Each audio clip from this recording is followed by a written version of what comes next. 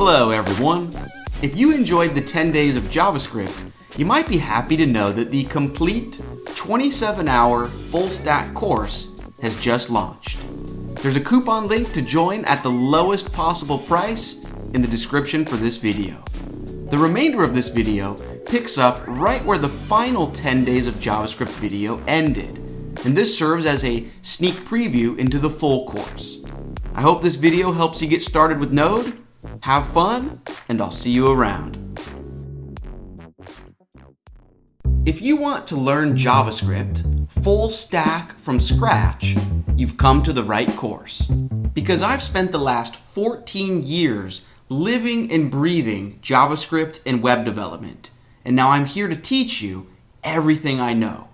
Here's a quick summary of what we're going to learn. The basics of computer programming in general, the JavaScript language itself, the Node.js environment and how to use it to power a server. We will learn about the web browser environment and how to use JavaScript to control it. We will learn what a database is. In particular, we'll learn how to use the MongoDB database system. We'll learn how to relate one piece of data to another. For example, letting one user follow another user.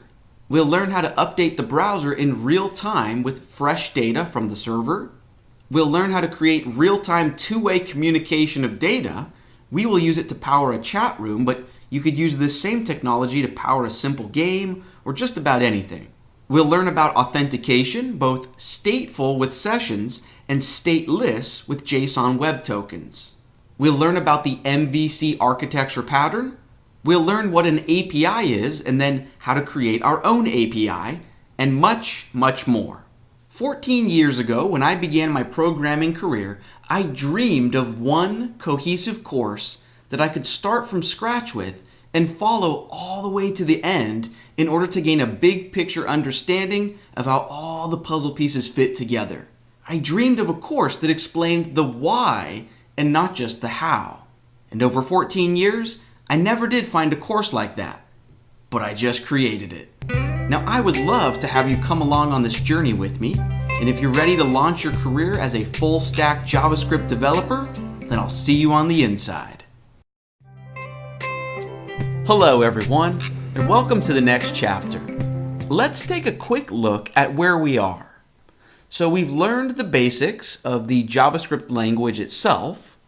We've also learned the basics of how to use JavaScript in the web browser environment. And now our next step is to learn how to use JavaScript in a server environment. But why? So we need to ask ourselves a few questions. What is a server and why do we want to use one? Let's start with what is a server. So when I visit google.com, my web browser sends off a request to the Google server. And the Google server sends back a response with the HTML to display this page. Now, when I search for something, so if in the main Google field I search for JavaScript, my web browser sends off a request to the Google server with JavaScript as my search term, and then the Google server sends back a response with the data needed to display these results. So what is a server? Well, my own oversimplified answer is that a server is the thing that we can talk to in order to send and receive data. As a user of an app or website, we can send requests to a server, and then the server sends back a response. For now, that's as deep as we need to go in terms of what is a server.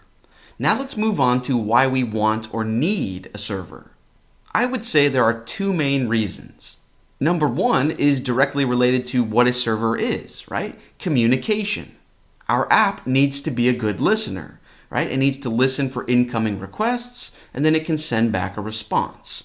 Or in other words, we need a way for our users to access our app. And that's the case even if we're building the simplest website ever. Even if it's just a simple brochure website that is literally just a headline that says, hello, even in that case, we still need a server that visitors can connect to in order to view the page. Even if that server is just serving up the file system and sending back statically created basic HTML files, it's still a server that's listening for incoming requests. Okay, so that's reason number one for why we want a server. Now here's reason number two.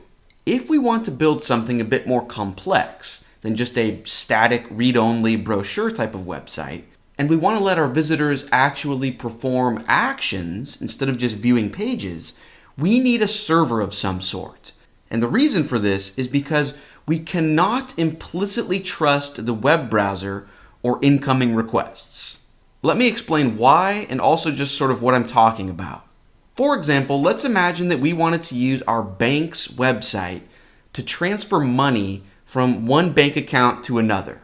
So instead of google.com, imagine right now I was logged in to my bank's website. Well, from a code perspective, perhaps the bank website would send a bit of JavaScript to me in my web browser.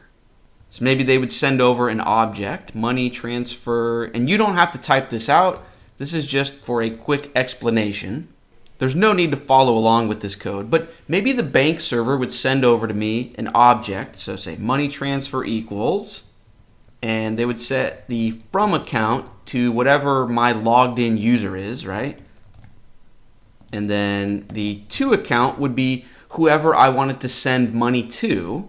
So they would probably pull this value from the input field of whoever's name I type in.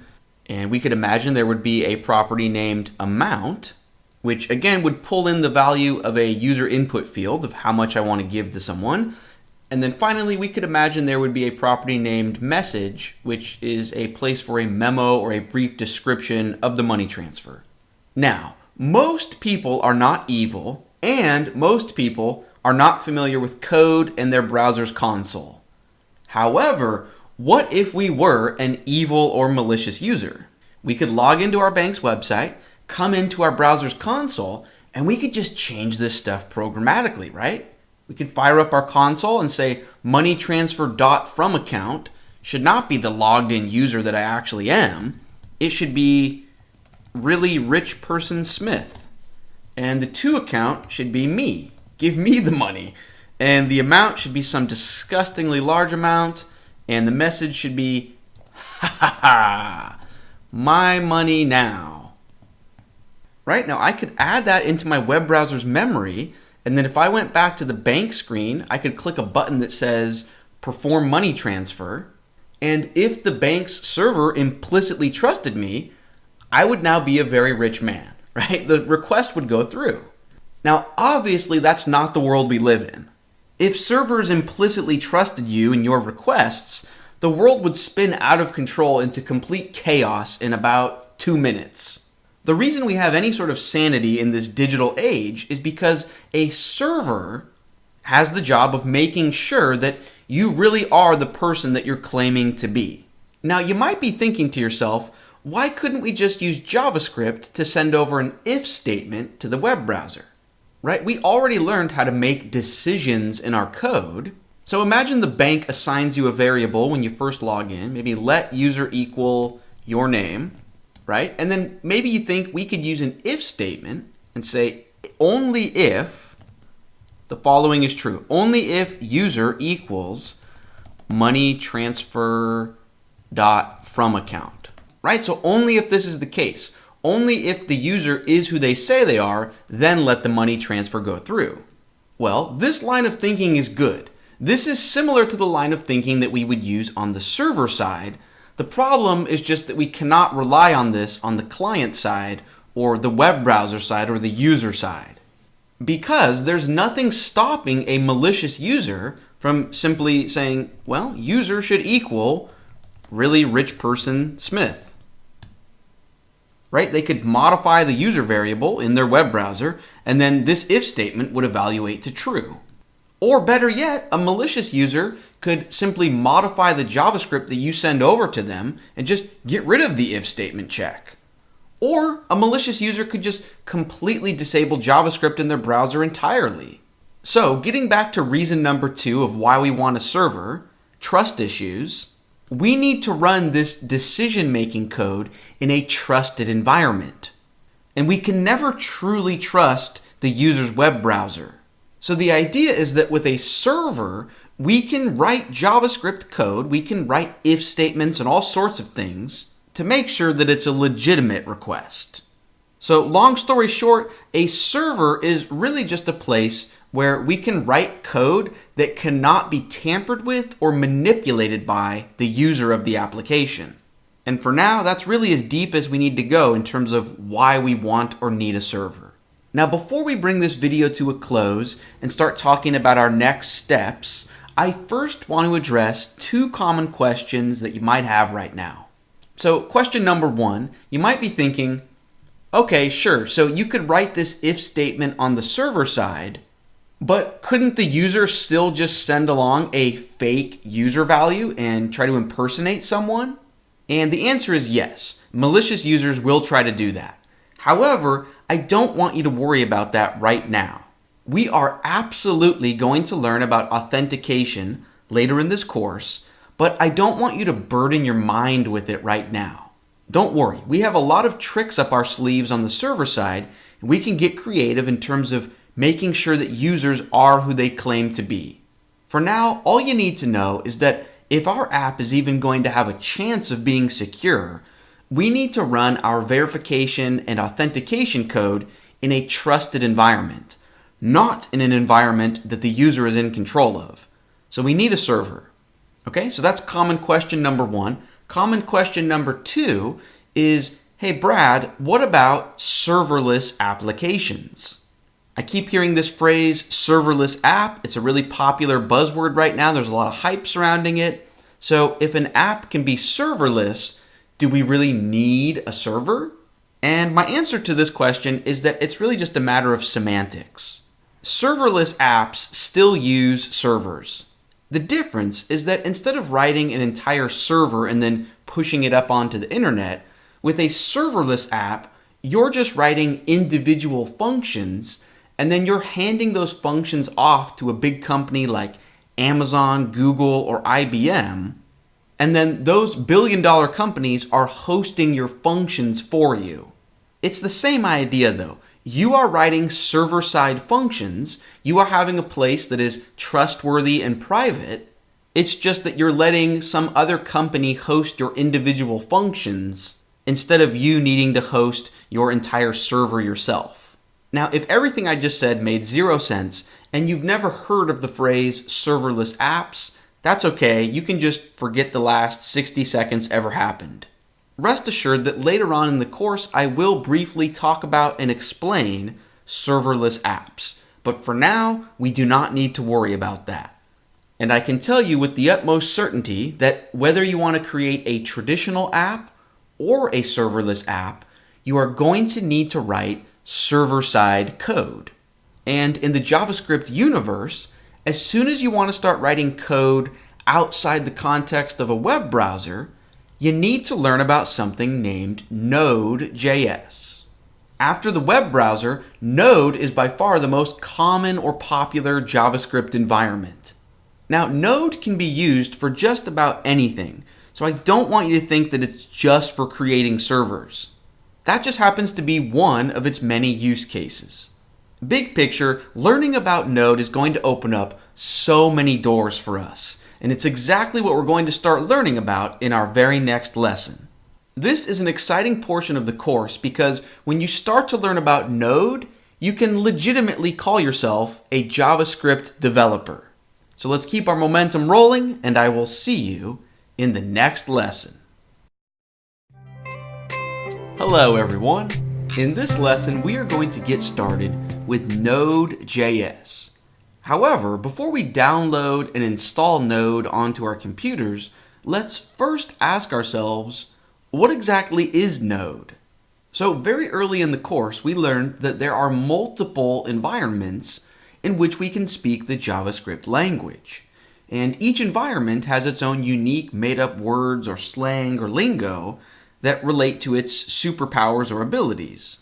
So the web browser is a JavaScript environment, and its special abilities include viewing web pages and responding to user events like clicks and keyboard presses, so on and so forth. Well, Node is another JavaScript environment, and its special abilities include things like being able to create new files and folders on your computer's hard drive, being able to listen for incoming network requests, and much, much more. In other words, the web browser can do web browser-ish things, whereas Node is more open-ended. Node can do general computer-ish things. For now, that's all we need to know about Node. So that's enough talk for now. Let's get to the action. Right now, let's go ahead and download and install Node onto our computers so we can get started using it.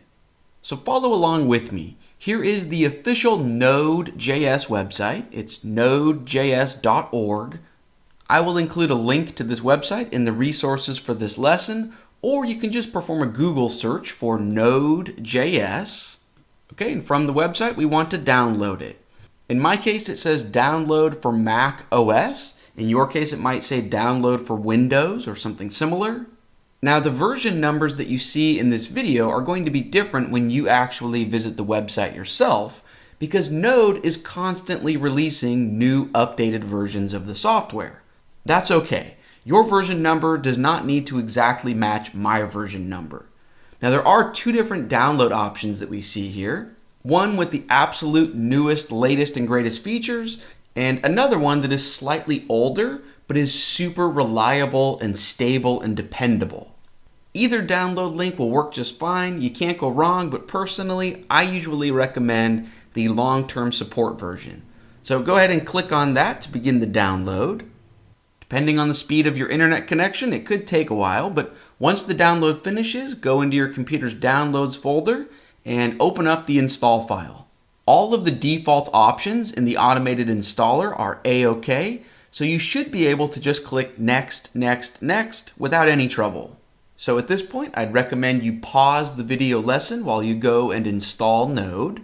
And once the installer is complete, you can come back and resume the video. Okay, our next step is to make sure that Node was successfully installed. To do this, we want to open up a command line on our computer. If you have no idea what a command line is and what you're looking at right now on your screen, don't worry, don't panic, that's okay. I know from firsthand experience that when you first see a command line, it can be terrifying. But if someone's guiding you through things and holding your hand, it really doesn't need to be scary. Whether we like it or not, if we want to become a full stack developer, we absolutely need to use a command line. There's just no getting around it. So the question is, how do you open up a command line on your computer? Well, it's going to be different depending on whether you're using Windows or Mac. Okay, so on Windows, you can open up the Start menu and then just start typing on your keyboard, start typing command prompt. It should show up in the list of programs or applications, so go ahead and open it. Or another way to get to the command line on Windows is to just hold down the Windows key on your keyboard and simultaneously press the R key. This will open up a run prompt, and click into the run prompt field and type CMD and then push enter. Okay, so that takes care of Windows. If you're on Mac, simply look in your applications folder for another folder named Utilities. Inside the Utilities folder, you will see an app named Terminal. Terminal is the command line on Mac, so go ahead and open that up. Okay, at this point, everyone should have a command line open. Now I want you to type this in.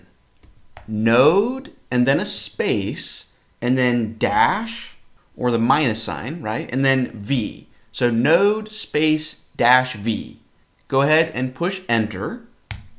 And in response, your computer should output a version number of Node. If you see something similar to this, even if your numbers are different, that means you have successfully installed Node. Give yourselves a pat on the back. If you do not see a version number after running node space dash V, and instead you see something like unknown command or command not found, that means there was a problem when you tried to install Node. If that's the case, you can try restarting your computer and then opening up the command line and trying this again. Or you could try running through the Node installer file again. Or you might need to do a bit of personal Google research. I'd recommend searching for install node problem blank, where blank is your operating system. Because there are unique potential issues that are slightly different for Windows 7, Windows 8, Windows 10, as well as the different versions of Mac OS. There's also a lot of different personal variables as to why Node did not successfully install, such as the antivirus software that you have running in the background, or different security settings that you have enabled on your computer, so on and so forth. So unfortunately, there's no way for me to preemptively list solutions to all of the possible reasons as to why Node didn't successfully install. However, I will say this, learning how to Google and perform research is a huge part of becoming a developer. So if you were not able to install Node successfully on your first try, don't worry. You're not alone. Whatever issue you're running into, someone else has already ran into that issue, and that's the beauty of Google. And as you're digging through Google results, I want you to be on the lookout for any stackoverflow.com results. A common joke in the programming world is that developers get paid to Google and find answers to their problems on Stack Overflow. Okay, now at this point in the lesson, I'm going to assume that everyone has successfully installed Node if you're moving forward. So let's get our hands dirty and get our first taste of Node. In the command line, I want you to simply type node, no space, nothing else, just the word node, and then push enter or return. By doing that, we have now entered into an interactive Node environment. In other words, we can start speaking the JavaScript language and our computer will understand us. So we can say 2 plus 2 and push enter. We see 4. This is very similar to earlier in the course when we first started to experiment with the web browser's console. Basically, right now, we are in the Node console. So we are free to speak the JavaScript language. We could create a variable, say, let my favorite number equal 10. Push enter, that gets stored into memory. And then I could say 7 plus my favorite number. Push enter, we see 17. Now, what if instead of just simple JavaScript language features like this, we wanted to leverage Node's unique abilities and superpowers? For example, what if we want to create a server and listen for incoming network requests? Well, doing that with Node is relatively easy, but it's going to take more than just a single line of code like this. And if we're going to be writing more than just single line code examples, we really should be doing our typing in a dedicated text editing program instead of the command line. Just like earlier in the course when we moved from the web browser's console into CodePen so we could write multiple lines of code easily, right now we are going to move from our command line into a text editing program. Ultimately, the reason we are doing this is so we can begin to do actually interesting and complex things with Node. If you're scratching your head right now and still not really seeing the point of Node, and you're not sure what the goal of all of this is and why Node is necessary, don't worry. That's to be expected. I think the bigger picture of what's going on is going to come into focus and become very clear over the next several lessons. Trust me, when we finally do something interesting with Node and we see how that can interact with the web browser and how the puzzle pieces fit together, you are going to have an unbelievable aha moment. So let's keep our momentum rolling, and I will see you in the next lesson. Just a super quick note at the end here. To exit the interactive Node environment in your command line, you can just press Control-C twice. Or if I jump back into the Node console, another way of exiting Node is just to type .exit. It's not the end of the world if you don't exit Node like this, but it should make closing your command line window a bit easier. Alright, I will see you in the next lesson. Hello everyone. In this lesson, we are going to make sure that you have access to a text editing program on your computer. Before we worry about downloading and installing a text editor, let's first go over why we want one in the first place. So in our previous lesson, we installed Node.js, and then we learned how to access it from our command line.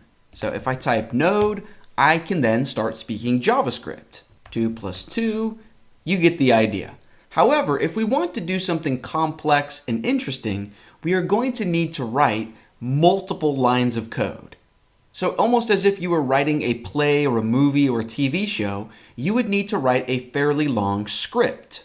Well, it's the same thing here. We want to be able to write a long script or a bunch of code and then feed that all into Node at once.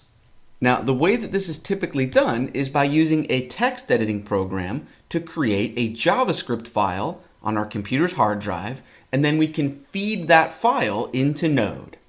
Now, there are many, many different text editor programs in the world, and many of them are free to use. The program that I personally use, and also that I strongly recommend, is named Visual Studio Code. It's also often referred to as VS Code. So you can Google for Visual Studio Code, or as of this recording, the official website is code.visualstudio.com. It's completely free and completely safe to use, and it's available for Windows, Mac, and Linux.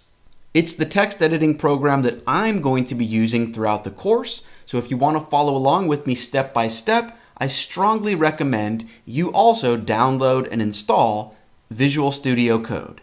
A little bit later on in this very lesson, I will explain why I think VS Code is such a great option. However, I don't want to be dogmatic, so I don't want to force my preferences or opinions on you. There are many other text editors that you can use. For example, Atom is a very popular text editor that's also free. Also, Sublime Text is another very popular text editor. Technically, it's not free, it's available for purchase, but you can use it for free to evaluate it and decide if you'd like to buy it indefinitely. The point that I'm trying to make is that there are many, many different text editing programs out there, so I don't want you to feel bad if you really don't want to use Visual Studio Code. However, having said that, my opinion is that you should give it a try because I think it's amazing. Anyways, having said all of that, right now I recommend you pause this video lesson while you download and install VS Code. Alright, at this point I will assume that you've had a chance to install VS Code, or you already have an existing text editor and you're fairly comfortable with it. So now let's give ourselves a goal of creating our first JavaScript file and then feeding it into Node. Now, instead of just creating a JavaScript file directly on our desktop or in some random folder, why don't we create a new folder on our computer specifically for this JavaScript file? So it doesn't matter where we create this folder, but for example, on my desktop, maybe I will create a brand new folder, and the name of the folder doesn't matter, but I will name it First Node Experiment. You could name this folder Testing or Pizza or Unicorn. The idea is that we just created a new empty folder, and now I want to open this folder with our text editor program. So right now, go ahead and open up VS Code, and there are several different ways to open a folder in this text editor program. So you can use the top left File menu and just choose File and then either Open or Open Folder. Or an even easier way is just in Windows or Mac to find that new folder that you created, and you can just drag and drop the new folder onto VS Code. So if you're on Windows, you can just drag this folder onto the VS Code program window, or if you're on Mac, you can drag your new folder onto the VS Code icon in your dock. Okay, now once you've opened that folder with VS Code, you should see a few options right about here. First of all, we can go ahead and close the welcome screen or any sort of welcome tabs. Okay, and in this left-hand middle menu that we see here we see the name of the folder that I just opened up, and if I hover over that little tab, I have a few different options. So this first icon will create a new file within that folder. That's what I'm interested in doing. I want to create a new file in that brand new folder. So you can either click this icon here, or you can click File, New File, it's up to you. Or you could even just right click anywhere in this empty space right about here and choose New File. At the end of the day, all we really want to do is create a new JavaScript file, and the name doesn't matter. I will name it test.js. The .js tells our computer that this is a JavaScript file. So the first part of the name doesn't matter. You could name it pizza.js or unicorn.js. Okay, after we create that file, VS Code opens it up, and within this main part of the screen, we can start typing. So just like before in the CodePen examples, we are free to write multiple lines of JavaScript within this new file. So why don't you type this out and follow along with me? Let's create a variable. So let's say let strawberry count equal 20. Okay, then below this, let's write an if statement and say if strawberry count is greater than 10, log out a message to the console that says you have enough strawberries. Otherwise, else log out a message that says you do not have enough strawberries. So we'll say if parentheses, curly brackets. Within the parentheses for our condition, we can say if strawberry count is greater than 10, then within the curly brackets, we can drop down and say console.log, you have enough strawberries. Okay, and then if this is false, if strawberry count is not greater than 10, down here after the closing curly bracket, we can just say else, curly brackets, log out to the console, you do not have enough berries. Okay, then push Control S or Command S to save this file, or you can just use File Save. And now the moment we've all been waiting for, let's feed this file into Node. Right? So instead of having the web browser execute this JavaScript code, we want the Node environment to execute our code. Now, in our previous lesson, we learned how to run Node, right? You need to open up your command line. However, this is one of the biggest reasons why I'm a huge fan of VS Code. While you're in VS Code, I want you to hold down the Control key on your keyboard and simultaneously press the tilde key, which is the key to the left of the 1 key, or it's also the backtick key, the key right above tab. So hold Control and the tilde key, and that opens up a command line directly within our VS Code program. This is incredibly convenient, and it makes our lives a lot easier. You can also access the command line in VS Code by looking in the top View menu and then clicking on Terminal. Now, if I was not using VS Code, I would need to open my command line like we did in our previous lesson, right? The command prompt for Windows or the terminal for Mac. But in VS Code, you don't need to jump back and forth between two separate programs, between your text editor and your command line. In VS Code, your command line is just conveniently right here. Another thing that's cool is VS Code automatically points your command line towards the current folder that you're working in. So usually in the command line, you would need to say cd space and then type out the directory of where you want to point towards. With VS Code, we don't need to do that. Our command line is already pointing towards our new working folder. So check this out. All we need to do to feed our JavaScript file into Node is down in the command line, write node and then a space and then the name of our file. So in my case, that's test.js. We actually do not need to include the .js. So you can just type the actual name of your file and then push enter. Awesome. We see you have enough strawberries. And if we come up to our JavaScript code and change the strawberry count to something really small like 3, and I save the file, and then I come down here and run that code again. So I say node test, you do not have enough berries. And again, if you named your file something different than test.js, you would not say node test. For example, if you named your file pizza.js, then in the command line, you would write node space pizza. Really, all we are doing is passing our file into Node. We're just saying, hey, Node, execute our file. Cool. Now, there's nothing very interesting or impressive about a simple if statement, right? However, we now have everything we need to really start rolling.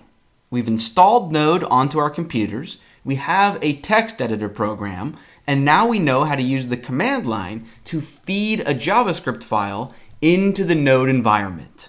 So I've got some good news. This means that in our very next lesson, we are ready to use Node to build our own small, simple server.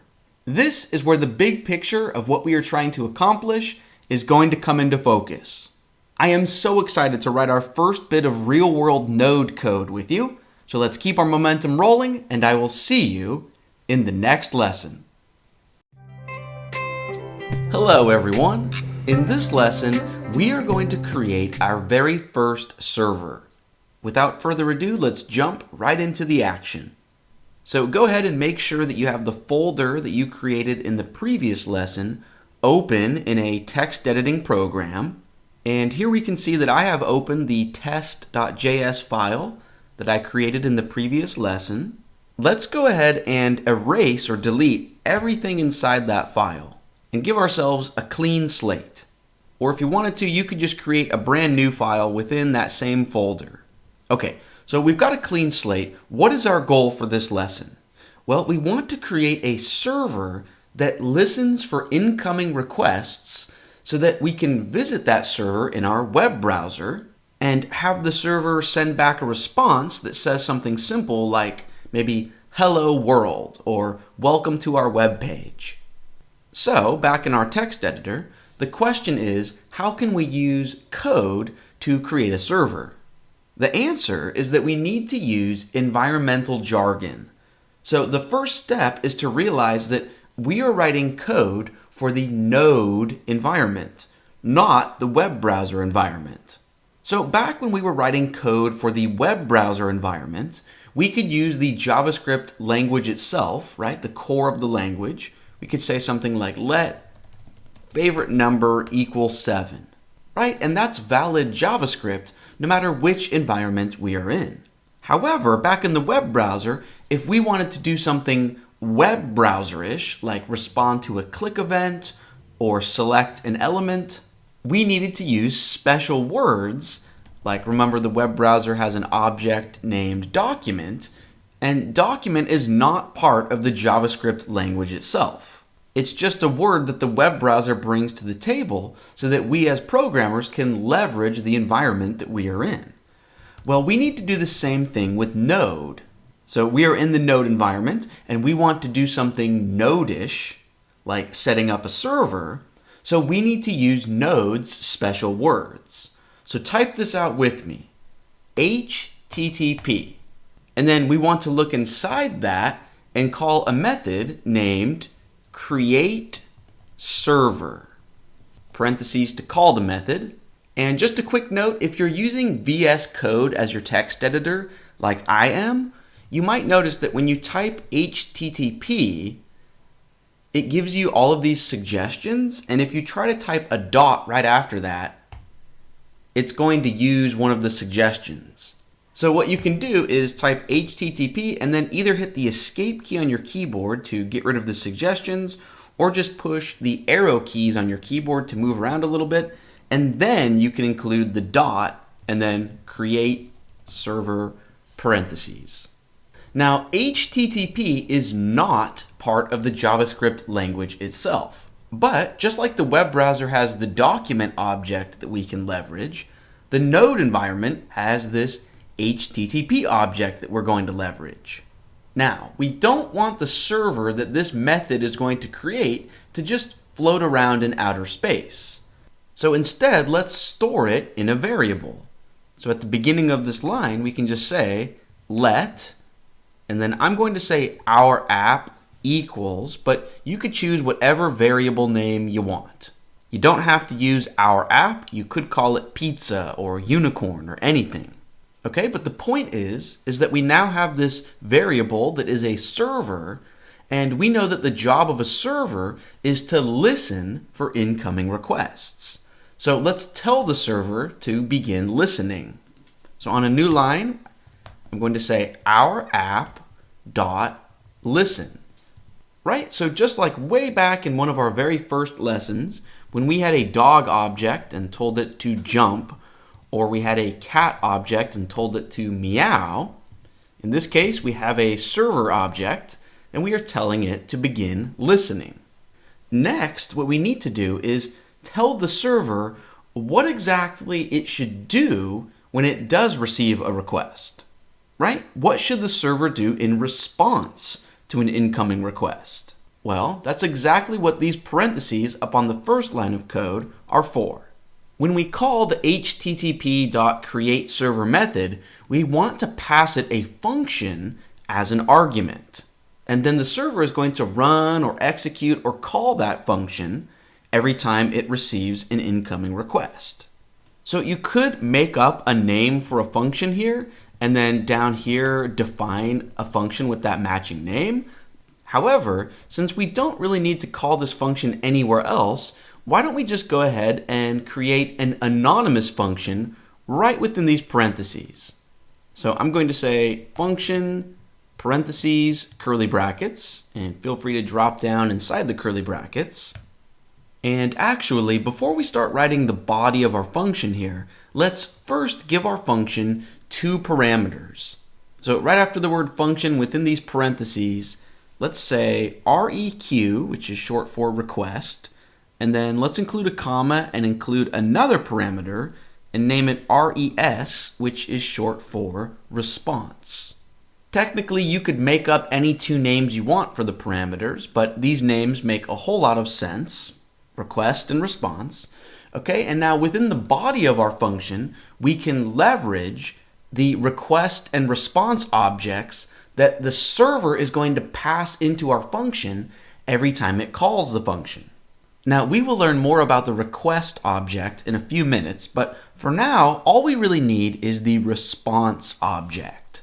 So remember our goal for this lesson. When someone sends a request to our server, we simply want to respond by saying, hello and welcome to our website. So within the body of our function, let's use the response object and call a method named end. Right? We want to end our response by sending a little bit of text that says, hello and welcome to our website.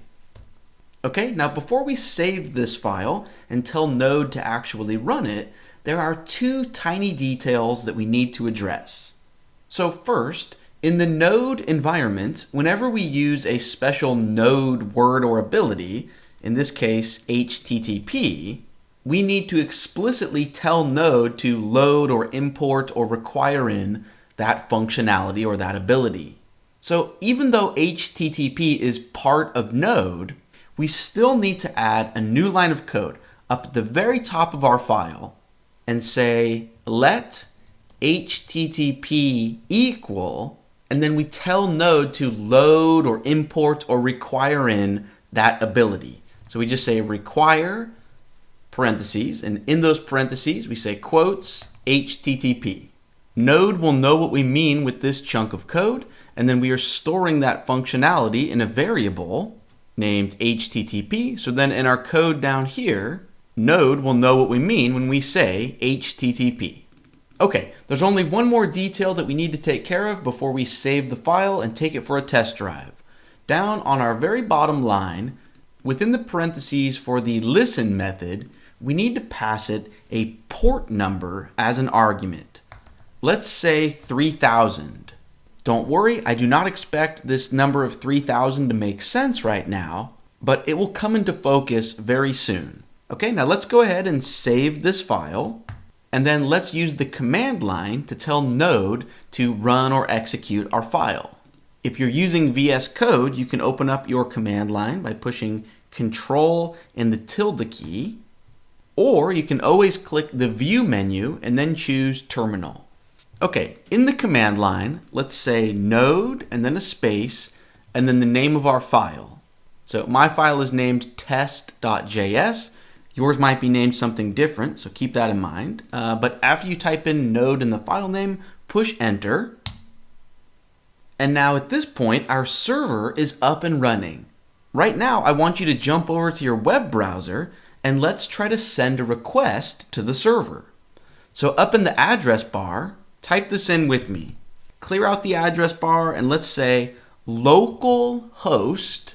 Localhost is the address for your own computer. And then we can say colon and then the port number that our server is running on. And remember, we chose a port number of 3000. So localhost colon 3000, push enter. Awesome. There we see the response from our server. Hello and welcome to our website. So at this point, we've accomplished the original goal of this lesson. We created a server that listens for incoming requests and it sends back a response. Well, that didn't take too long, so let's give ourselves another new goal for this lesson. So with a real-world website or web application, we know that you can visit different URLs to visit different pages. For example, a lot of websites have an About page or an About Us page. So if we came up into the address bar and after the 3000 added a /about and tried to visit that URL, we still see the exact same response. So let's give ourselves the goal of sending back different responses depending on the URL that the visitor is trying to visit. How about if someone visits the base URL, just localhost 3000, we send back text that says, hello and welcome to our home page. And if they visit maybe /about, we say, thank you for the interest in our company. So how can we accomplish that? Well, let's jump back into our text editor. And this is a great time to learn about the request object. Remember that every time the server receives an incoming request, it's going to run our function. Now, we've already leveraged the response object that gets passed into our function, right? We called response.end to send back this response. Well, now let's leverage the request object that gets passed into our function. The request object contains a bunch of information about the current incoming request. So if we want to be aware of which URL the user is trying to visit, all we need to do is dig into the request object. Let me show you what I mean. Within the body of our function here, maybe right before this response.end line, let's add a brand new line and say console.log. And what we want to log is req or request and then dot and look inside it for a property named URL. Okay, go ahead and save the file. And then we need to close or quit the current instance of Node that is running our old file or our outdated file. So down in the command line, push Control and C on your keyboard at the same time. Okay, that just told Node to stop running our previous version of our code because the listen method is open-ended or ongoing. It's just going to keep listening until we tell it to stop listening. So we stopped our server. And now that we've saved the changes to this file, we just want to start the server back up again. So just run the exact same command, node test, or whatever the name of your file is. Okay, now if we go back into the web browser, and if we try to visit localhost 3000 /about, and then jump back into the command line, you can see that that got logged out to the console, that /about. So now each time a request comes into the server, our function's going to run and we're going to see that value. So if you typed /pizza and tried to visit that URL, you better believe that you're going to see that in the Node console. And back in the web browser, if we just visited the base URL, localhost colon 3000, we just see a / with nothing after it. Now this might seem basic, but this really opens up the door to a lot of possibilities. Let me show you what I mean. So back up in our code, let's get rid of this console.log line. And then let's go ahead and cut this response.end line into our clipboard. So cut that. Okay, and now let's use an if statement to send back a different response depending on the URL the user is trying to visit. Let me show you what I mean. So let's say if parentheses, curly brackets, and for the condition in the if parentheses, we can just say if request.url equals quotes and then just a /, that would be the home page. So within the curly brackets for the if statement, you can paste in your clipboard and let's adjust it to say hello and welcome to our home page. Okay, and then right below this if statement, let's just set up another if statement. Say if parentheses, curly brackets. For this condition, let's say if request.url equals, and again, that's double > to check for equality instead of assigning a value. If it equals quotes slash about, well, then within the curly brackets for that if statement, paste in your clipboard, let's send back a response relevant to the about page. Say, thank you for the interest in our company. Okay, now let's go ahead and save the file and test it out. So down in the command line, let's quit this instance of Node. So Control C. Be sure to click onto the command line area of your screen before trying to push Control C. And we just want to fire the server up again using the newest version of our code in this file. So again, we just say node test. And over in the web browser, let's try it out. So if we visit just localhost 3000, hello and welcome to our home page. If we visit /about, thank you for the interest in our company. Awesome. Now, while we're at it, why don't we add a fallback so that if someone tries to visit a different URL, the world doesn't end and our server doesn't just sit there and hang or throw an error. Let me show you what I mean. Back in our text editor, if neither of these if statements is true, meaning if someone tries to visit a URL that is not the base URL, nor is it /about, well, we just want to handle that situation. So maybe right below this second if statement, let's just paste in our clipboard, or you can just manually type it out and say response res.end and say, we cannot find the page you are looking for. Okay, I'm going to save the file, come down to the command line, click anywhere in this command line area and push Control C to stop the old server, and then fire up the latest version of our code, so node test, come back to the web browser. So we see that our about page still works, the home page still works, but if I try to visit a bogus URL, we cannot find the page you are looking for. At this point, I want you to give yourself a pat on the back because you just created your first server. Now, I realize this super basic server might not seem very impressive, but it does open the door to all sorts of possibilities. So the question becomes, what's next? Where do we go from here? Well, so far our server or app can respond to the URL of the incoming request, but do you know what would make our server 1,000 times more interesting? If we could respond to the value that users type into form fields. And that's exactly what we're going to learn about in the next lesson. We will learn how to work with user-submitted data in our server. So perhaps we could include a question on our webpage that reads, what color is the sky on a clear sunny day? And then we could have a text input field where the user can type, and then we could have a submit button that they can click, and then we can use our server to evaluate their answer and either send back a congratulations response that says, yep, that's the correct answer, or send back a sorry response that says, nope, try again, that's incorrect. This process of working with and evaluating user-submitted data is crucial to becoming a full-stack developer. However, before we jump into that next lesson, I do have an important quick note to share. When it comes to the server that we built in this lesson, I want you to know that you are the only person who can access or view your server. Remember, that's what the local host in our address stands for. It means your specific computer. In the real world, we would want other people to be able to access our server or application. So in the real world, we would send our code that creates the server, we would send that to a hosting company. That company would host our server for us and make it publicly available. And then instead of localhost 3000, the address for our server could be ourapp.com or superawesomeapp.com or whatever your domain is.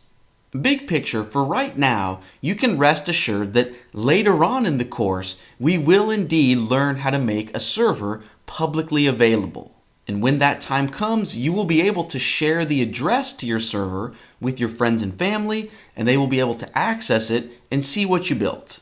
Because let's be honest, sharing something that you created with the people in your life that you care about is the funnest aspect of learning anything new. and that includes programming. But for now, we are just getting started. We are just learning the basics, so it's okay that we are using localhost and that we are the only ones that can view the server. Okay, having said that, we are ready to move on to our next lesson and learn how to work with user-submitted data. Let's keep our momentum rolling, and I will see you in the next lesson. Hello, everyone. In this lesson, we are going to learn how to receive form data from a visitor and work with that data in our server. Let me show you what I mean by giving you a sneak peek of the finished product of what we're going to build together in this lesson. So we see a bit of text. What color is the sky on a clear and sunny day? And then here is a text input field. Now, if I type in an incorrect answer, so if I say orange and then click to submit, we see, sorry, that is incorrect. But if I click back to the home page and then type in blue and submit, we see, congrats, that is the correct answer. Now, this may not seem very impressive or exciting, but trust me, being able to respond to user input like this marks a huge milestone in your journey towards becoming a full stack developer.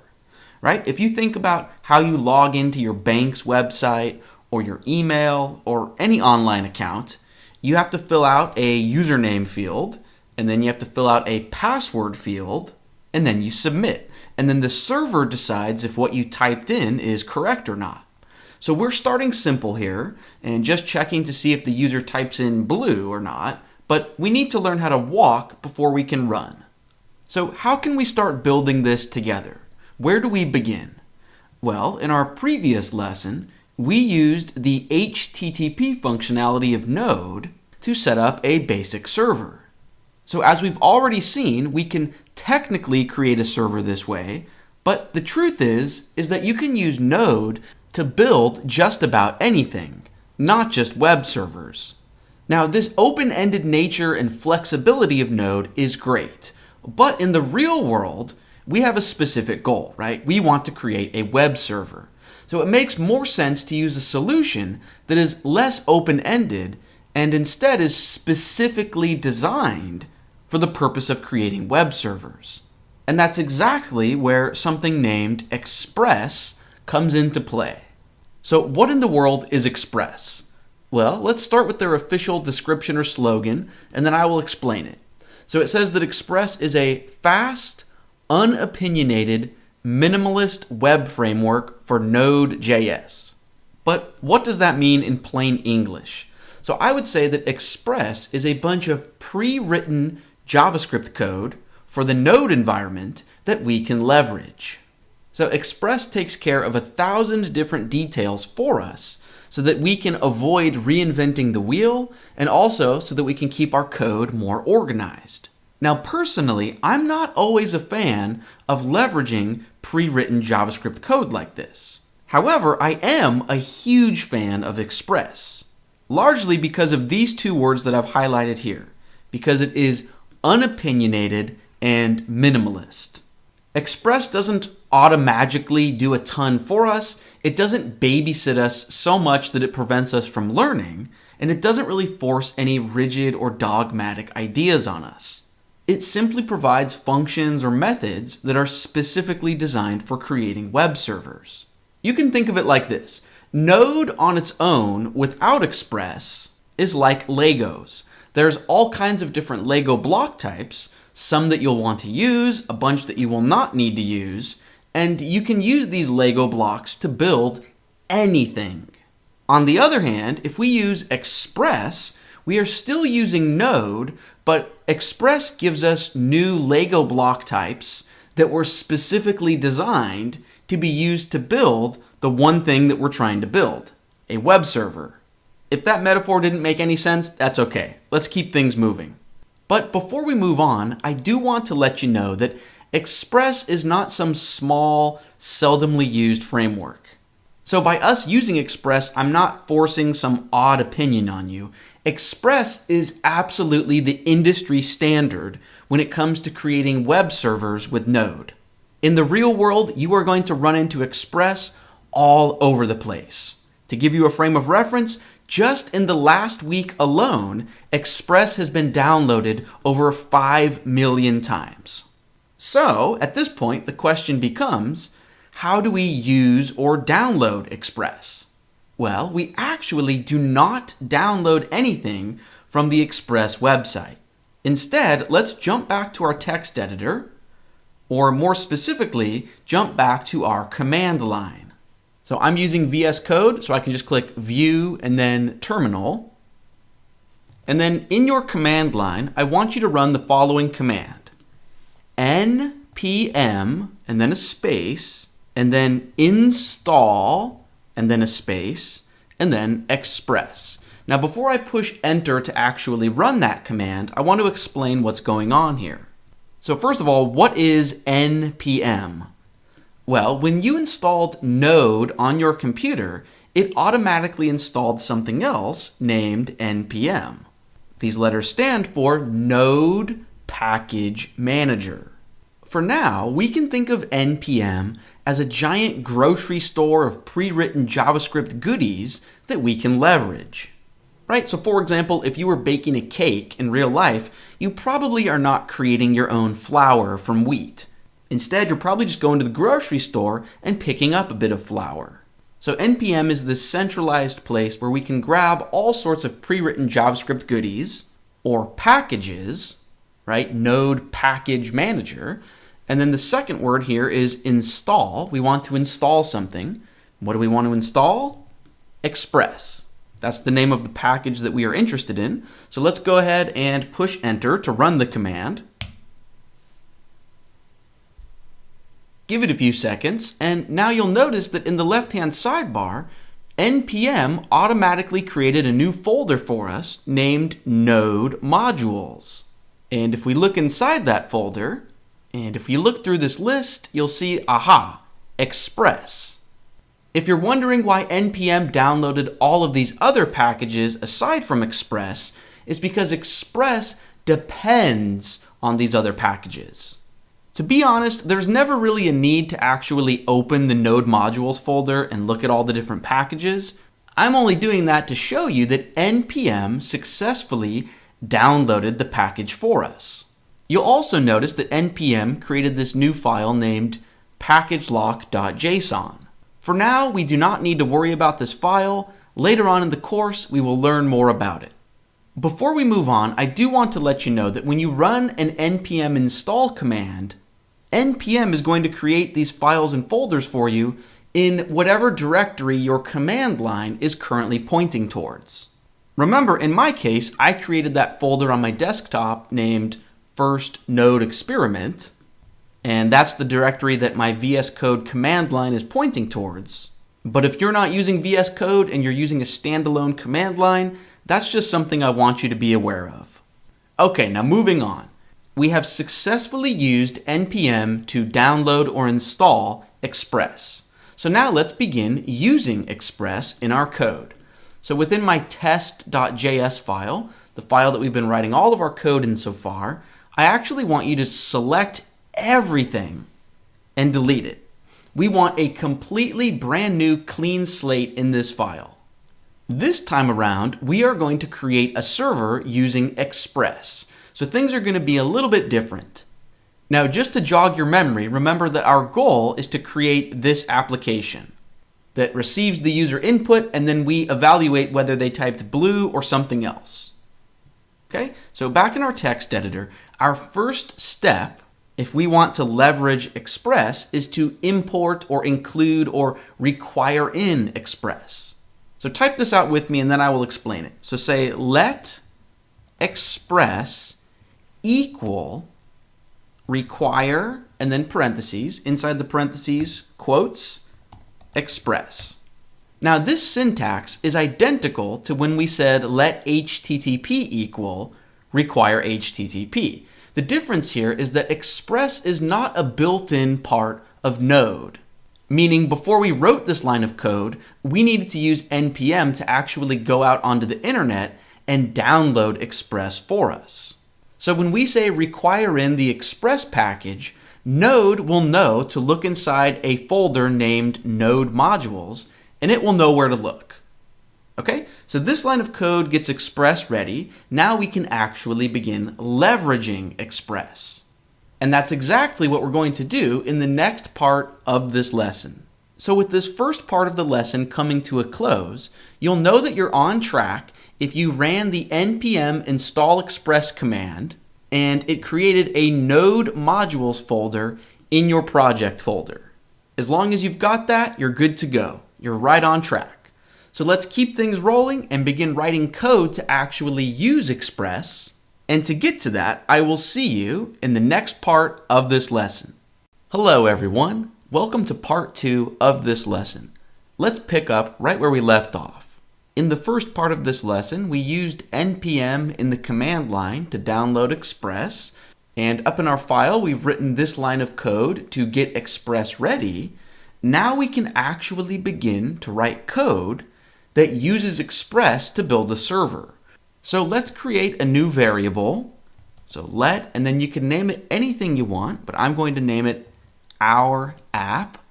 And let's set it to equal, and then just call Express.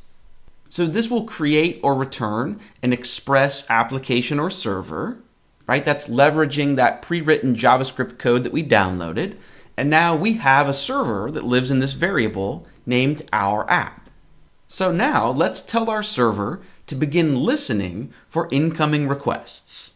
So on a new line, we can just say our app and then dot and call the listen method. And let's listen on port 3000. Okay, and then right above this listen line, let's add a new line to tell our server what it should do if someone sends a request to our home page. So let's use our app variable and then call a method, so dot, and the method is named get. I will explain what the word get means in this context a bit later on in the lesson, but for now, all we need to know is that we give it 2 arguments. So we could say a, b as placeholders. The first argument is the URL that you want to be on the lookout for. So let's just say quotes and then a /. This represents the home page or base URL. All right, and then the second argument is a function that Express is going to run anytime someone sends a request to this URL. So instead of this placeholder b, let's write an anonymous function. So function parentheses, curly brackets, and then drop down inside those curly brackets. When Express calls this function, it's going to pass it 2 arguments. So inside these parentheses, let's include 2 parameters, req, res. Okay, now within the body of our function here, what do we actually want to do? Well, when someone sends a request to the homepage URL, in response, we just want to send back a bit of HTML that would create this page with this text and form field. So back in our code, within the body of our function, we can use the response object from Express, and then look inside it with a dot, and then call an Express method named send. And what do we want to send? Well, instead of just simple quotes for a string of text, let's actually use backticks. Remember, this is the key to the left of your 1 key or right above your tab key. And in between the backticks, we are free to break down onto separate lines, like this. You don't have to do this. I'm doing this just to stay organized because I think HTML is easier to read for the human eye if it's on separate lines. So now we can just start writing HTML. Let's create a form element. So an opening form tag, closing form tag. Inside that form, why don't we create a paragraph? And inside the paragraph, we can say, what color is the sky on a clear and sunny day? Maybe right below that paragraph, let's create a form input field that the user can type into. So just create an input element. Input does not need a matching closing tag, but on the opening input tag, let's give it a name. So name equals and then quotes. And let's say sky color. I just made this name up of sky color. It doesn't matter. It could be unicorn or pizza or anything. Okay, let's also give this input an attribute named autocomplete and set that to off. You don't need to do this. I just don't like the annoying pop-up auto-suggestion feature in the browser. Okay, and then right below the input element, let's create a button so the user can click on it to submit the form. So opening button tag, closing button tag, and we can say submit answer. Okay, now before we save the file, let's address the opening form tag. Let's give it a couple of attributes. Let's say action, quotes, and let's say / answer. Okay, and then after those quotes, let's give it one more attribute named method and set that to equal quotes and say all capital post, P-O-S-T. Now I realize I did not explain what action equals / answer or what method equals post means. Don't worry, we will circle back to that in just about a minute from now. For the time being, let's go ahead and save this file and then come down into the command line and take it for a test drive. So let's run the command node test, or whatever your file is named, push enter, and then if you jump over to your web browser and visit localhost 3000, you might need to refresh the page, but you should see something that looks almost identical to this. Now here's where things get interesting. Let's try to fill out and submit the form field, right? So click into the field. Doesn't matter what you type, but just go ahead and submit the form. And we see some good news and some bad news. The good news is if you look up in the URL or address bar, our form redirected us to a /answer URL. That means that we typed out the HTML for that form correctly. And as you might have guessed, this is where the /answer comes into play. Whatever you set as the action for an HTML form, well, that's the URL that the browser is going to send the form results to. Now, I just randomly chose the word answer here, but there's nothing special about that. You could have set this to pizza or unicorn or anything. Okay, so that explains the action attribute, but what about the method attribute?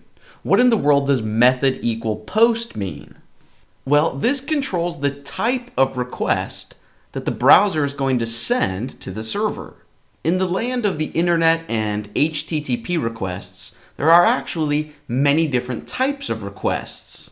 But for now, in the context of this lesson, we really only need to be aware of two different types of requests: a GET request and a POST request.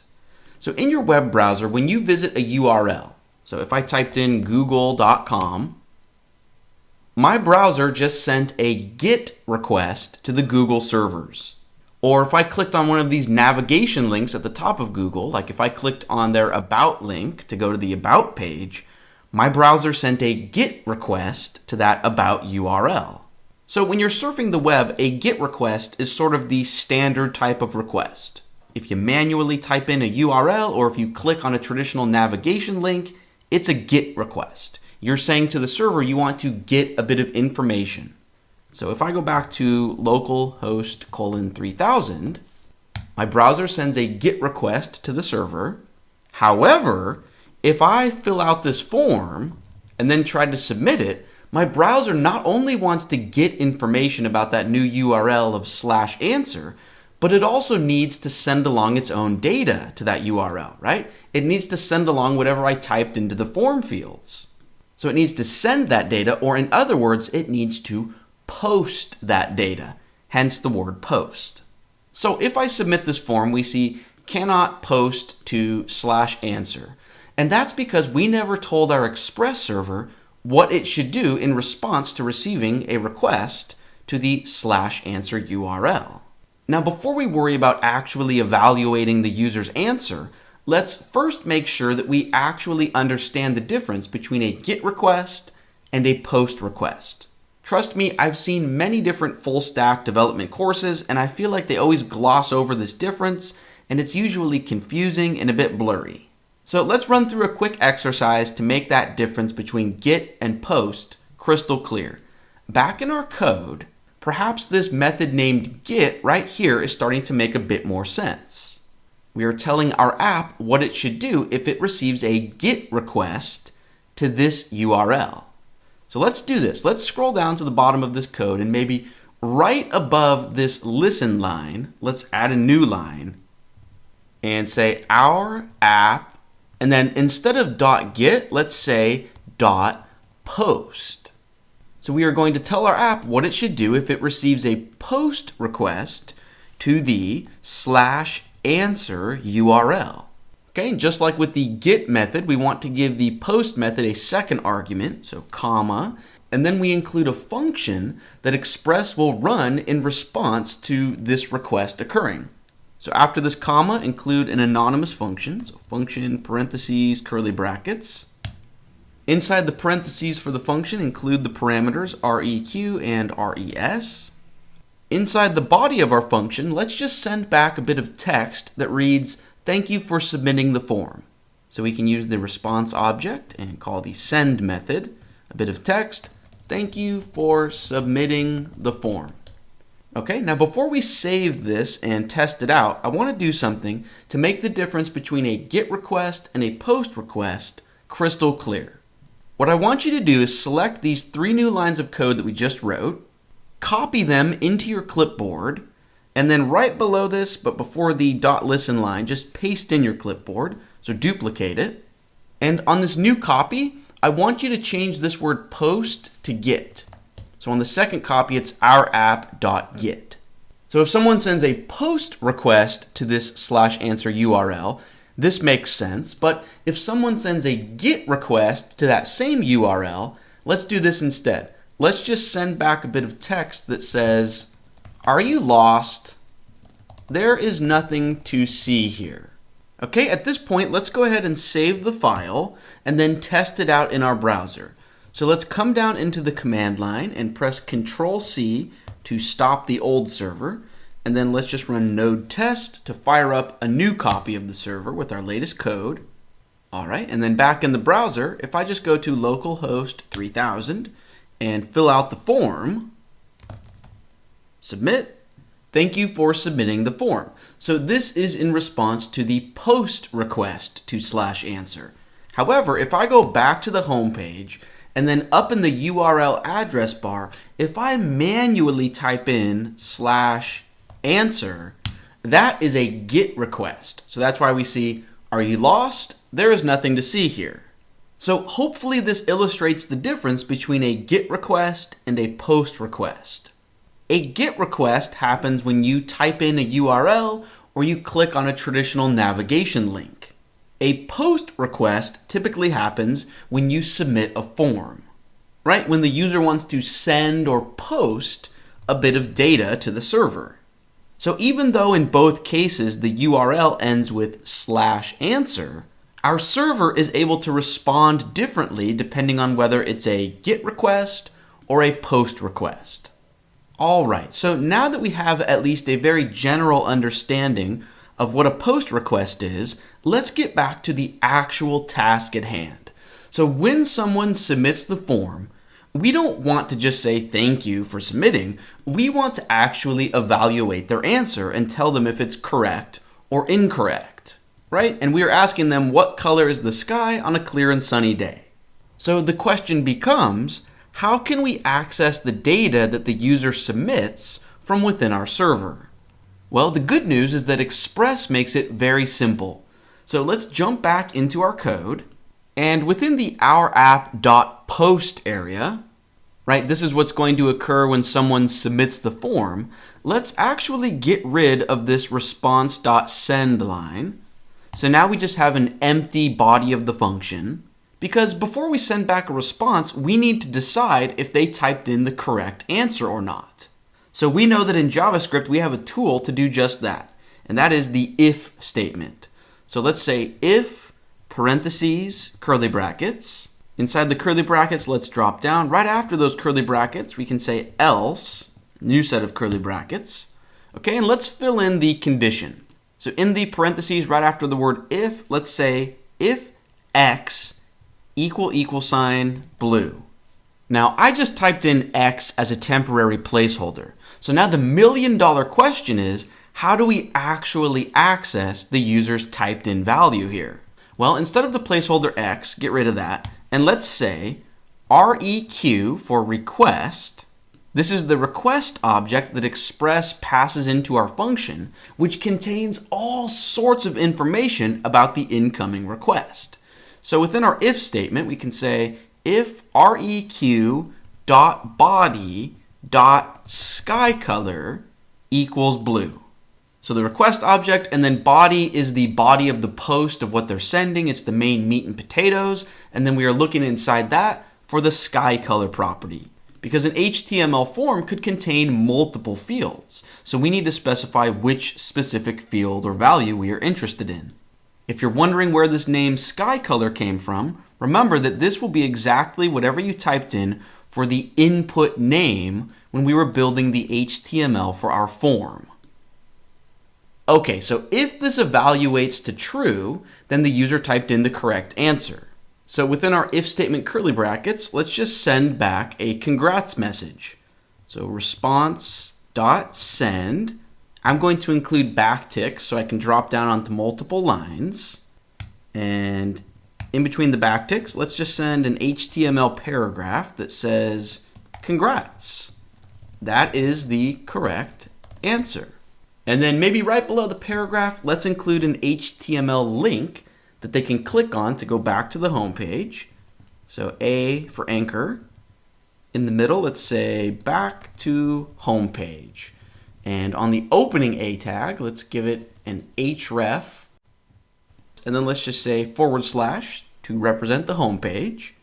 Okay, but if the user types in something other than blue, that's incorrect. So we need to fill in this else part of our code. So to save a bit of typing, let's just copy and paste these lines right here from the start of res to the end of the closing parentheses for the send. So I'm just going to select that and then copy it, and then in the else brackets, I'm going to paste in my clipboard. This time around, we just want to change the message that's in the paragraph. So this time we'll just say, sorry, that is incorrect. All right, now before we save our file and test it out, we need to do one more thing. By default, out of the box, Express actually will not add the user's inputs to the body object that belongs to the request object. So in order for this code that I'm selecting right now, in order for this to work, we need to tell Express to enable that feature. So do this with me. Scroll up to the very top of our file, and right below this line where we say let our app equal and then we call Express, right below that, let's add a new line, and let's just say our app.use. And now the rest of this line of code is not going to be educational in the slightest. This is more of boilerplate code that you would find on the Express documentation website, and then you would just copy and paste it and include it in each of your new Express projects. So this is not something that you need to memorize. But let's say express.url encoded, parentheses to call that method. Then we give it an object, so curly brackets. Inside those brackets, we include a property named extended, and then colon, and set it to false. You might need to pause the video lesson for a minute to type this in with me. But again, I'm not going to explain it because this is just boilerplate code and it's not educational. All it's doing is enabling that feature in Express so that the user's input is easily accessible from the request.body object. Okay, at this point, let's go ahead and save our file, come down to the command line, stop the old server, fire up the new server. Let's go back to the browser. If I refresh the home page and type in something other than blue, submit, sorry, that is incorrect. But if I go back to the home page and type in blue, congrats, that is the correct answer. Now you might be thinking to yourself, what if someone types in all capitals blue or just the first letter capitalized? We see sorry, that is incorrect, even though that is the correct answer. So really quick, to make our code case insensitive instead of case sensitive, all we need to do is come into our if statement, and right after the request.body.skyColor, just say .to uppercase, parentheses to call that method. So whatever the user typed in will be converted to all capitals, and then we can just check to see if that equals, and then for here we can just say all uppercase blue. So let me save that and then restart the server. Jump back into the browser. If I type blue, or maybe leave the E lowercase just to really prove a point and submit, congrats, that is the correct answer. And that's actually going to bring this lesson to a close. In our next lesson, we are going to do two things. Number one, we will review why this example app was so important. And number two, we will identify the missing ingredient that is going to let us create more advanced applications. Let's keep our momentum rolling, and I will see you in the next lesson. Hello, everyone. This is sort of a bigger picture video. We are not going to be writing any code. Instead, in this video, we are going to answer 3 questions. So number one, why was the app that we built in our previous lesson so important? Number two, what is the missing ingredient that will let us build more advanced apps? And finally, number 3, what are we going to be doing for the remainder of this course? Let's start up at the top with number 1 and ask ourselves, why was this application that we just built so important? Well, it's because we are now at least a little bit familiar with the process of receiving an incoming request, making a decision based on the user's input, and then sending back a response. Now, understanding this basic cycle of request and response is insanely powerful because that's really all any application does. The real question becomes, what do we do in between the request and response? So I want you to think of a sandwich. Typically, the most interesting part of a sandwich is whatever is in between the bread.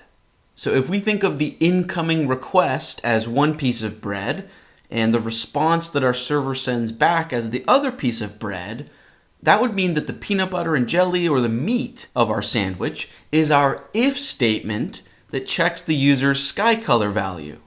Now, granted, that's a pretty boring and simple sandwich that we made. But that's not the point. The point is that we now know how to make a sandwich at all. That's huge. Now we just need to learn how to put more interesting ingredients into our sandwich. Which brings us to the second question of this video. What is the missing ingredient that will let us build more interesting or advanced applications? Well, if we look at our course overview, we are now at least a little bit familiar with the first 3 items. So as you can probably guess, the missing ingredient is MongoDB. Technically, the missing ingredient is any database system, but in this course, we are going to be using MongoDB in particular.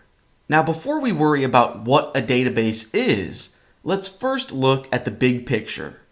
So the app or server that we built in our previous lesson can read the user's input, right? We were able to determine if they typed in blue or not. But as soon as the server sends back its response, that data that the user typed in and submitted is gone. Our server does not remember it. Now, for certain simple applications, that's okay. But for most complex applications, we need to have some sort of permanency, right? Eventually, we are going to want to remember or store the user's data. And this is where databases come into play. So for example, what if instead of asking the user what color is the sky, what if instead we were asking them to register for a new account? So they would need to enter a username and a password. Well, we would want to permanently remember those values that they choose so that we can reference them the next time they try to log in. That's just one example. There are millions of examples. Databases are everywhere. Anytime you post a comment on Instagram, it's getting saved into a database.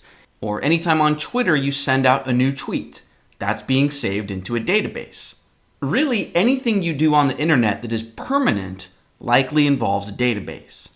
Now, instead of us learning about databases in a cold, soulless, academic, isolated vacuum, we are going to learn about them within the holistic context of creating applications. To be more specific, full-stack JavaScript applications, which segues nicely into the third and final question of this video. What are we going to do for the remainder of this course?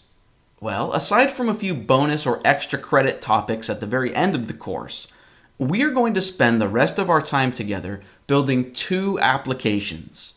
Let's call them app number 1 and app number 2. App number 1 is small, unorganized and messy, and oversimplified. On the other hand, app number 2 is big, organized, and very real world. Now, you might be wondering why we're going to build two apps instead of just one, right? You might think, why not just skip the small, unorganized project and just focus all of our effort on the big, organized project right away? Well, trust me, there is a method to my madness.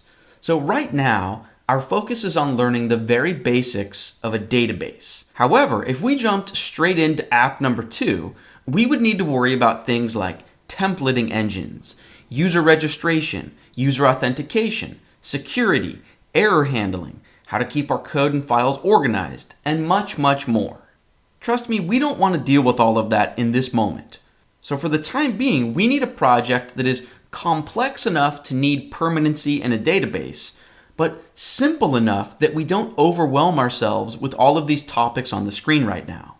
That's actually my biggest pet peeve with other courses and instructors. They structure their example projects in a way to where you're being introduced to 10 new topics at once, and you just drown in a sea of new topics all fighting for your brain's horsepower at the same time. So the idea in this course is that app number 1 will get us comfortable with the big picture, the basic mechanics of building a full stack app, and then once we've absorbed some of that and some of it becomes second nature, we can move on to app number 2, where we do worry about real world complications and best practices, so on and so forth. Now really quick, right now, I want to show you a sneak peek of both app number 1 and app number 2, just so you know what to expect. So here is app number 1, and this is the finished final product that we are going to be building together.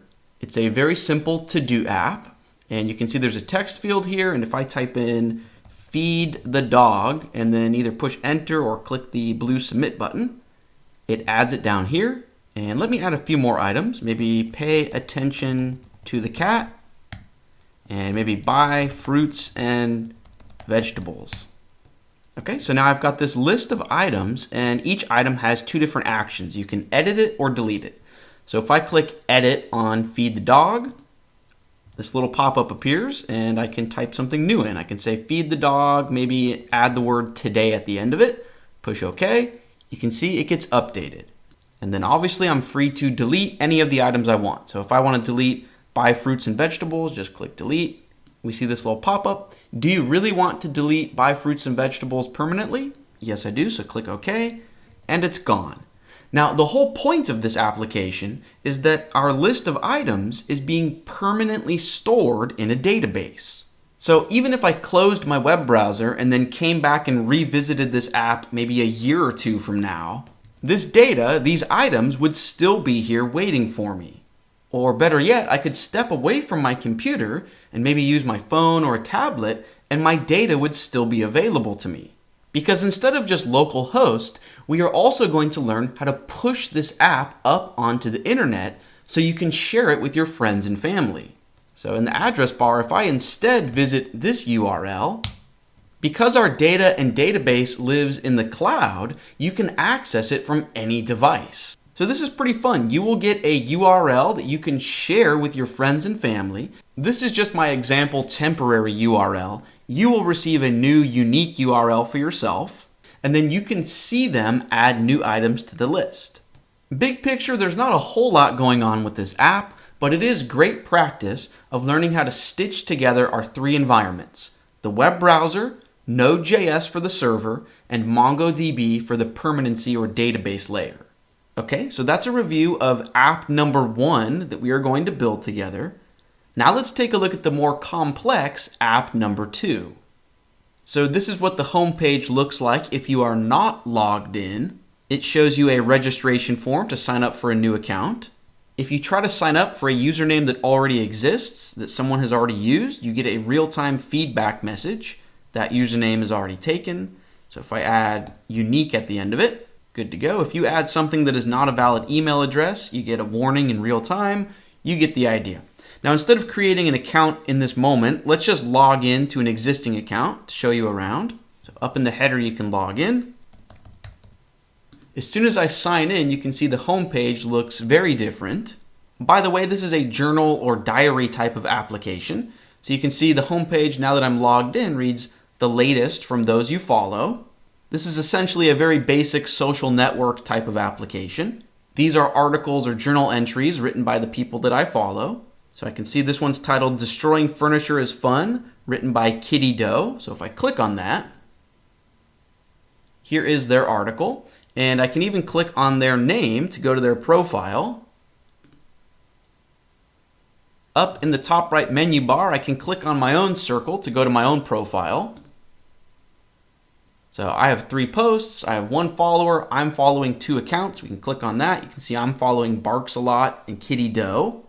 Also back up in the header, I can click on this icon to search for the content that I'm interested in. So if I search for the word furniture, in real time we get search results. So we see Destroying Furniture is Fun, that existing article by Kitty Doe. If I search for something that's going to return multiple results, like the word post, there we go, because I used that word in my title. You get the idea. Let's close this live search results feature.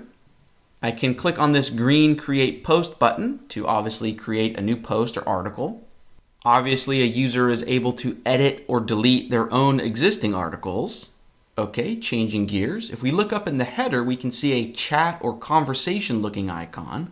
If you click that, it opens a chat box, connects you to the chat room, and this is not a one-on-one direct messaging inbox system. This is more of an old school traditional public chat room. So I can type in a message and say, hello. And any and all users that are logged in will be placed into this same chat room with me. In the real world, a public chat room like this would probably just be taken advantage of by weirdos and creeps and malicious users, but in the context of this course, I think it's a fun programming exercise.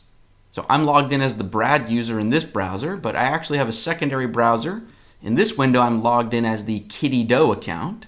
So if I connect to the chat room here, I can say, meow. And back in this window, you can see that that message appears. Again, this is just a fun programming exercise to see what a server can really do. Being able to have real-time, two-direction communication of data like this is a lot of fun to set up. Okay, and then finally, if I jump back to the home page of the application, remember this is my personalized feed because I'm logged in. However, if I use this button in the top right to sign out, you can see the home page now correctly treats me as if I'm a guest. All right, and that concludes the sneak preview of the finished product of app number 2 that we are going to build together in this course. Now, to bring this full circle, what do app number 2 and app number 1 have in common? Well, they both use a database to store data permanently. In the case of this simple app number 1, that's just the to-do list items. In the case of the more complex app number 2, the database is storing the usernames, the passwords, the article posts, the relationships of which users are following which other users, so on and so forth. So, where do we go from here? Well, in our very next lesson, we are going to begin learning about databases, in particular a system named MongoDB, and as soon as we learn even just a little tiny bit about MongoDB, we can begin to create this to-do list app together. I'm super excited because this marks the point in the course where we can finally begin to build real, meaningful, fun applications. We've eaten enough of our metaphorical broccoli. We worked through the 10 days of JavaScript to understand the programming language itself. We learned a bit about the web browser as a JavaScript environment. We just learned a little bit about Node.js and how it can be used to create a server and what the whole point of a server even is. And now finally, we just need to fold in a little bit of understanding of what a database is, and we will be off to the races. So let's keep our momentum rolling, let's get excited for databases, and I will see you in the next lesson.